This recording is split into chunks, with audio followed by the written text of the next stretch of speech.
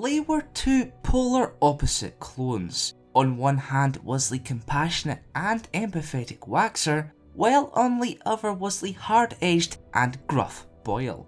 Both men shared an inseparable bond, however, making them an effective pairing throughout the Clone Wars. Unfortunately, following the Battle of Umbara, Boyle had to continue the fight without his trusty comrade.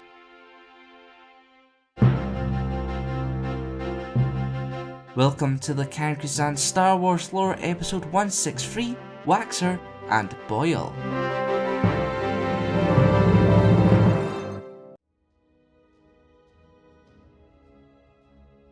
As clones of the bounty hunter Jango Fett, the nicknamed Waxer and Boyle served the Grand Army of the Republic throughout the Clone Wars. More specifically, they carried out direct orders from Commander Cody as members of Ghost Company. The detachment of the 212th Attack Battalion were among the first wave of Republic forces to respond to the Techno-Union's occupation of Ryloth, landing near the city of Naboo.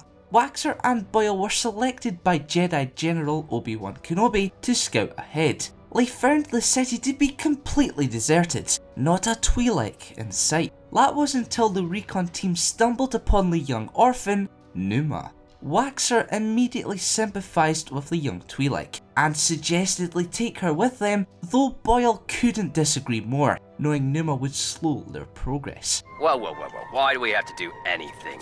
We've got a mission to finish. However, the youngster proved to be an extremely resourceful being. In fact, after the trio were attacked by a pair of predatory beasts released by the Separatists, Numa led the clones to safety through tunnels under her home. But her usefulness did not end there. When reunited with the rest of Ghost Company, Kenobi orchestrated an effort to rescue twi'lek hostages, using Numa's knowledge of the passageways under Naboo to do so.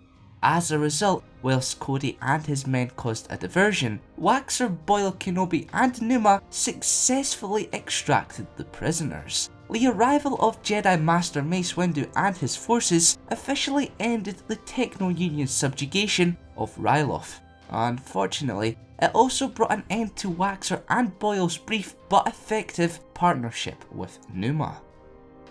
Later in the war, donning ARF Trooper armour, Waxer and Boyle were dispatched to the conflict's origin, Geonosis. The Republic hoped to destroy the multiple droid factories there and capture Archduke Poggle the Lesser. To achieve such, Anakin Skywalker, Plo Koon and Obi-Wan led groups of clone troopers respectively into the heart of the Separatist forces. Waxer and Boyle once more accompanied Kenobi and Cody's unit. However, having traversed through waves of enemy fire, the Jedi General's gunship was shot down over 5 kilometers from the rendezvous point. Both clones immediately raced through the ongoing firefight to reach the downed craft, in which Kenobi and fellow trooper Trapper lay injured. If not for Waxer and Boyle, the survivors would have never made it to Commander Cody safely. Moreover, they played an integral part in the destruction of a shield generator and a droid factory.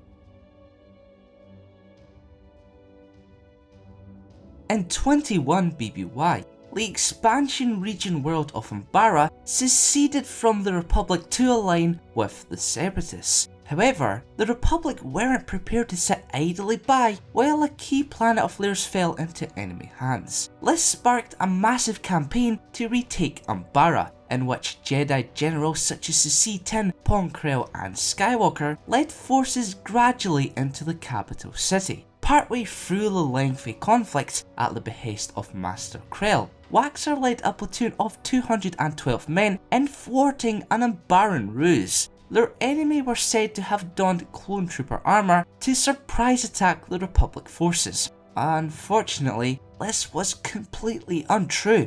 In fact, the disguised soldiers were just regular clones. What?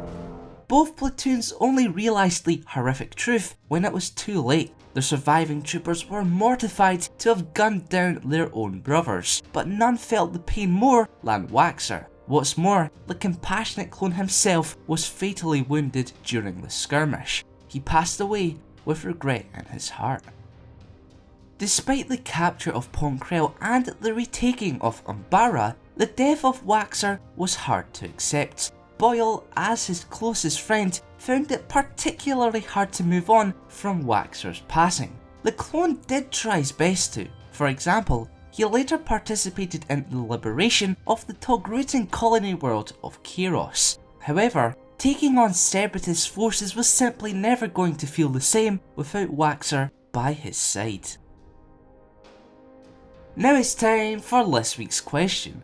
Which clone trooper do you prefer, Waxer or Boyle? Let us know in the comments below. Remember to vote for next week's episode by participating in the card poll on screen now. Also, to have your say in future lore videos, head on over to thecargazans.com and get voting. Thanks for watching, and for more Star Wars related content, keep it locked here to the Cargazans. The Force Awakens has received a ton of hate for, quote, ripping off Star Wars Episode 4 A New Hope.